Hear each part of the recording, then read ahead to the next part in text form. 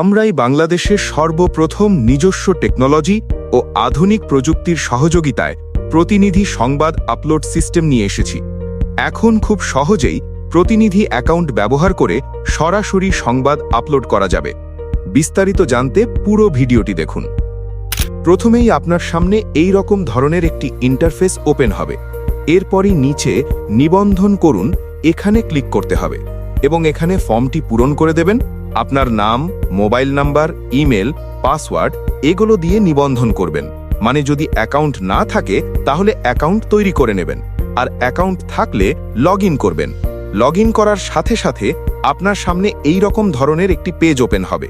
সেখান থেকে আপনি আলাইকুম, ভালো আছেন সকলে? আশা করি আমরাও ভালো আছি।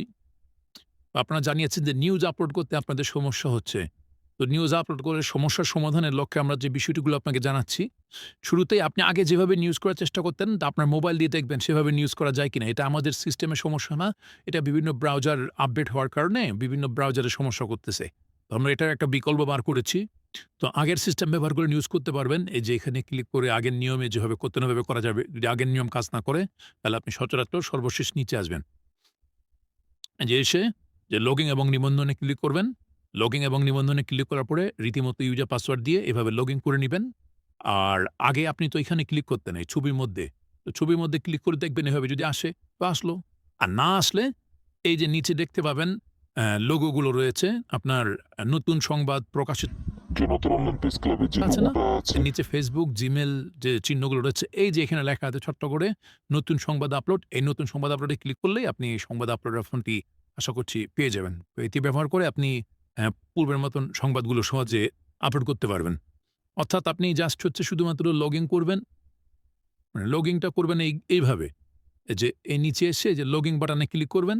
তারপর লগ ইন করা হয়ে গেলে এরপরে যে নতুন সংবাদ আপলোড নামে যে একটা অপশন রয়েছে এই নতুন সংবাদ আপলোডে ক্লিক করলে সংবাদ আপলোড অপশনটি পেয়ে যাবেন। এরপরে যদি সমস্যা হয় তাহলে আমাদের হোয়াটসঅ্যাপে মেসেজ দিবেন। ধন্যবাদ আপনাকে। ক্লিক করবেন এবং তারপর শিরোনাম দিয়ে দেবেন, প্রধান সংবাদ দিয়ে দেবেন এবং প্রধান ক্যাটেগরি, অন্যান্য ক্যাটেগরি এগুলো সিলেক্ট করে দেবেন এবং তারপর বিভাগ, জেলা, উপজেলা এগুলো সিলেক্ট করে সংবাদ রিলেটেড একটি ছবি আপলোড করে দেবেন এবং সর্বশেষে ছবিটির জন্য একটি ক্যাপশন দিয়ে প্রকাশ করে দেবেন। প্রাথমিক অবস্থায় ছবির সাইজ সর্বনিম্ন 1 MB হতে হবে, এর নিচে গ্রহণযোগ্য নয়।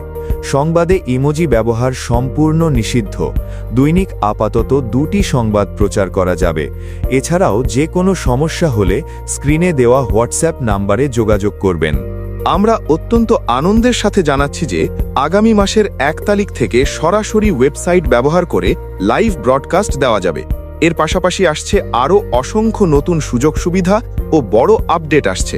সাথে থাকুন, এগিয়ে থাকুন ডিজিটাল সাংবাদিকতার নতুন যুগে।